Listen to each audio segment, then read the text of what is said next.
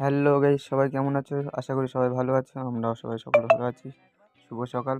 সকালের ঘুম থেকে উঠেই চিকু আগে কলা নিয়ে চলে আসছে। একটা গোটা কলা খেয়ে নিয়েছে। খাওয়ার পর কাজে লেগে বললো কাজ করে। তারপরে দেখো কাজে ও ওকে বলা হচ্ছে যে তুই যে এদিকে কাটছিস কেউ গালাবে না? তো বলছে না, কেউ গালাবে না। তো কাজ করলো। কাজ করার পর ওখান থেকে মা ওর মা পিছনে সবজি কাটছে। হুম, দেখো কারো কথা শুনছে না, ওই যা পারছে নিজে নিজে করছে। আমি ওদের রান্ধুনি আমাদের সবজি কাটছে হ্যাঁ। সিম কাটছে, সিমে তো হ্যাঁ সিম, আলু, তারপরে গাজর, এগুলা দিয়ে আলু ভাজা করবে।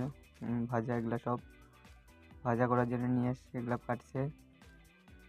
হুম, সবাই ভালো থেকো।